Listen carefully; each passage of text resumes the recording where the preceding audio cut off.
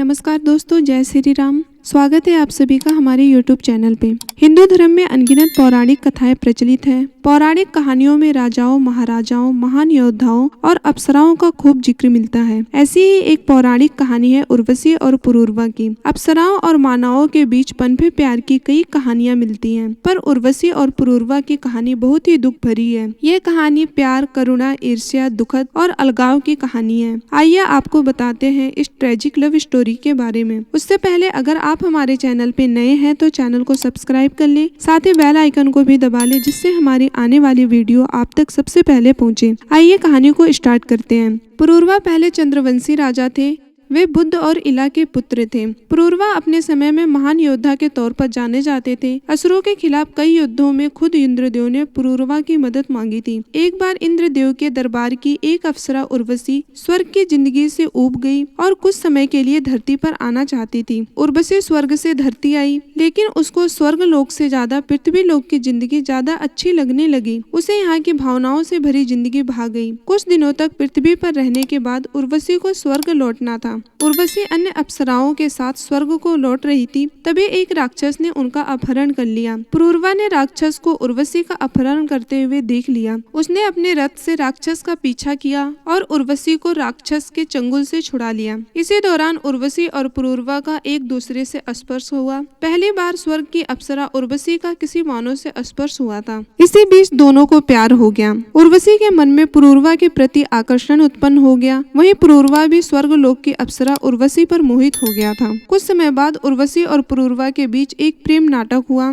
जिसका निर्देशन भारत जी कर रहे थे। उर्वशी उस नाटक में देवी लक्ष्मी की भूमिका निभा रही थी। उर्वशी के मुख से अपने प्रियतम के तौर पे पुरूरवा का नाम निकल गया, जबकि उर्वशी को भगवान विष्णु का नाम पुरुषोत्तम लेना था। उसी समय नाटक को निर्देशित कर रहे भारत मुनि इससे क्रोधित हो गए और उन्होंने उर्वशी को श्राप दे दिया। कहा कि तू एक मानव के प्रति आकर्षित हो गई, इसलिए अब तुझे धरती पर ही रहना होगा और वहाँ मानवों की तरह तुझे जिंदगी व्यतीत करनी होगी और उनकी तरह ही तुझे संतान भी पैदा करना होगा। अप्सराएं इस मानवीय क्रियाकलापों से बिल्कुल अनभिज्ञ होती थी, लेकिन उर्वशी को इस श्राप से बिल्कुल भी दुख नहीं हुआ। उसे पुरूरवा की याद भी सता रही थी। दूसरी तरफ पुरूरवा भी उदास था। उसने कभी नहीं सोचा था कि स्वर्ग से उतरी एक अप्सरा उससे प्यार करने लगेगी। पुरूरवा की कोई संतान भी नहीं थी। इसी समय उर्वशी पुरूरवा की खोज करते हुए धरती पर आ पहुंची। दोनों ने एक दूसरे के प्रति अपने प्यार का इजहार कर दिया। उर्वशी पुरूरवा के साथ पूरी जिंदगी रहने के लिए तैयार हो गई, लेकिन उसने पुरूरवा के सामने कुछ शर्तें रखी।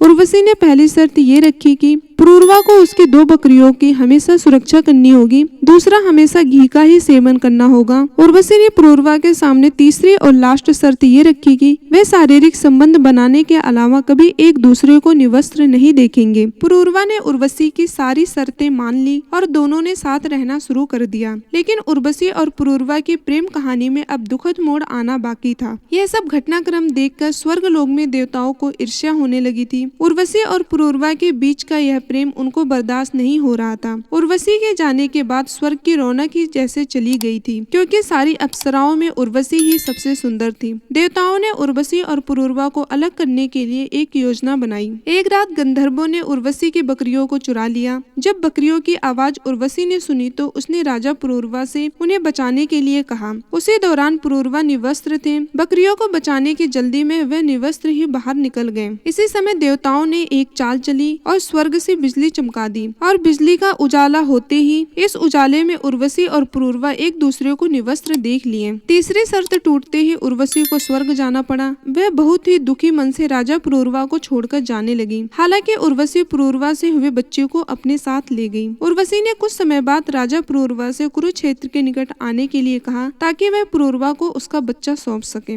हमारे द्वारा बताई गई कहानी आपको कैसी लगी, कमेंट बॉक्स में कमेंट करके बताना ना भूलिएगा। साथ ही अगर चैनल पे नए हैं तो चैनल को सब्सक्राइब कर लीजिएगा। जय श्री राम।